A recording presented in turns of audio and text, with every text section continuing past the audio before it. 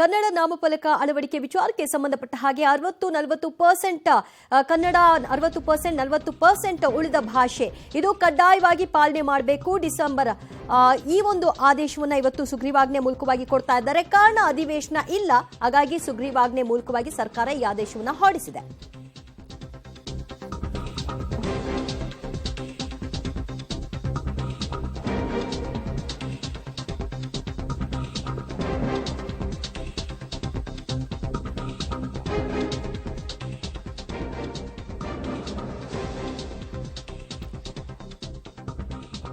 ಕನ್ನಡ ಸಂಘಟನೆಗಳ ಹೋರಾಟಕ್ಕೆ ಸರ್ಕಾರ ಮಣಿದಿದೆ.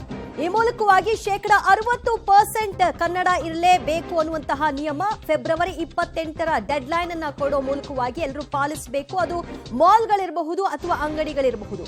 ಕನ್ನಡವನ್ನ ಕಡ್ಡಾಯವಾಗಿ 60% ಬಳಕೆ ಮಾಡಲೇಬೇಕು ಅಂತ ಮುಖ್ಯಮಂತ್ರಿ ಸಿದ್ದರಾಮಯ್ಯನವರು ಆದೇಶವನ್ನ ಮಾಡಿದ್ದಾರೆ. 60% ಕನ್ನಡದ ನಿಯಮ ಜಾರಿಗೆ ಸರ್ಕಾರ ಸುಗ್ರೀವಾಜ್ಞೆಯನ್ನ ತರ್ತಾ ಇದೆ.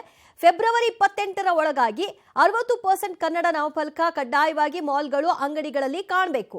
ಇತರೆ ಭಾಷೆ 40% ಅವರು ಹಾಕೊಳ್ಳಿಕ್ಕೆ ಮಾತ್ರ ಅವಕಾಶವನ್ನ ಕಲ್ಪಿಸಿಕೊಡ್ಲಾಗ್ತಾ ಇದೆ.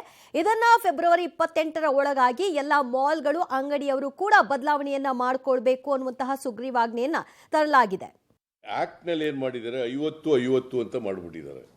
ಅದಕ್ಕೆ ಈಗ ನಾನು ಈ ಮೀಟಿಂಗ್ನಲ್ಲಿ ತೀರ್ಮಾನ ಮಾಡಿದ್ದೀವಿ, ಹಿಂದೆ ಇದ್ದಂಥ ಸರ್ಕ್ಯುಲರ್ ರೀತಿನೇ 60-40 ಇರಬೇಕು.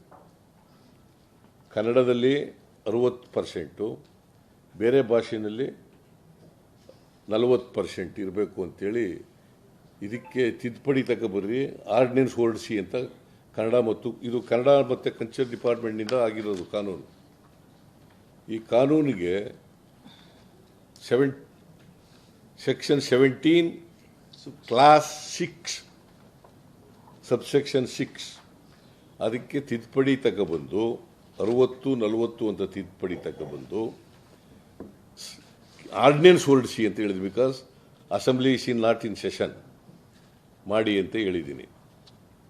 ಸೊ ಇದು ಒಂದು ಭಾಗ, ಇದು ಒಂದು ತೀರ್ಮಾನ ಮಾಡಿರೋದು. ಈ ಆಕ್ಟ್ನಲ್ಲಿ ಇಂದಿನ ಆಕ್ಟಲ್ಲಿ 50-50 ಅಂತ ಇತ್ತು. ಈಗ ಅದಕ್ಕೆ ತಿದ್ದುಪಡಿಯನ್ನ ತರುವ ಮೂಲಕವಾಗಿ 60-40% ಅನ್ನ ಮಾಡ್ತಾ ಇದ್ದಾರೆ. ಇದನ್ನ ಫೆಬ್ರವರಿ 28ರ ಒಳಗಾಗಿ ಎಲ್ಲರೂ ಕೂಡ ಕಡ್ಡಾಯವಾಗಿ ಪಾಲನೆ ಮಾಡಬೇಕು ಅಂತ ಸುಗ್ರೀವಾಜ್ಞೆಯನ್ನ ಹೊರಡಿಸಲಾಗಿದೆ. ಎಲ್ಲ ಅಂಗಡಿ ಮತ್ತು ಮಾಲ್ಗಳಲ್ಲಿ ಈ ನಿಯಮವನ್ನ ಅನುಸರಿಸಬೇಕು. ಯಾರು ಇದನ್ನ ಅನುಸರಿಸಲ್ಲ ಅವರು ನಿಯಮವನ್ನ ಉಲ್ಲಂಘನೆ ಮಾಡಿದಂತೆ ಅದಕ್ಕೆ ತಕ್ಕ ಹಾಗೆ ಅವರಿಗೆ ಕ್ರಮವನ್ನ ಜರುಗಿಸಲಾಗುತ್ತೆ ಅಂತ ಸಿಎಂ ಸಿದ್ದರಾಮಯ್ಯನವರು ಹೇಳಿದ್ದಾರೆ.